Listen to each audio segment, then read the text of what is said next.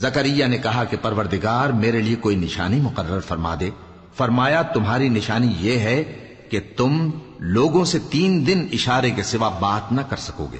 تو ان دنوں میں اپنے پروردگار کی کثرت سے یاد اور صبح و شام اس کی تسبیح کرنا۔ اور جب فرشتوں نے مریم سے کہا کہ مریم، اللہ نے تم کو برگزیدہ کیا ہے اور تمہیں پاک بنایا ہے اور دنیا جہان کی عورتوں میں سے تم کو منتخب کیا ہے، اے مریم اپنے پروردگار کی فرما برداری کرنا اور سجدہ کرنا اور رکوع کرنے والوں کے ساتھ رکوع کرنا۔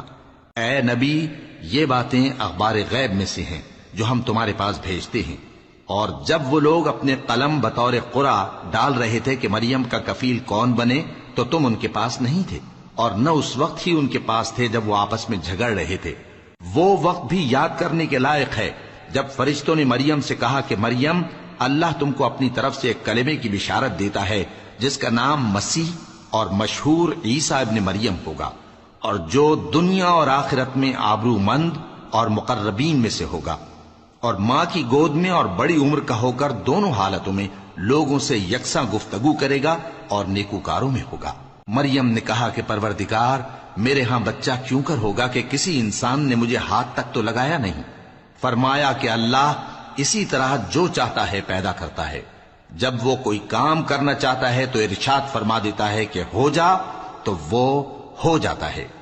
اور وہ اسے کتاب و حکمت اور تورات اور انجیل کا علم عطا کرے گا، اور عیسیٰ بنی اسرائیل کی طرف پیغمبر ہو کر جائیں گے اور کہیں گے کہ میں تمہارے پاس تمہارے پروردگار کی طرف سے نشانی لے کر آیا ہوں،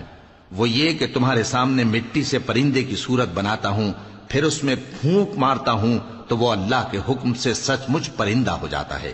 اور پیدائشی اندھے اور ابرص کو تندرست کر دیتا ہوں،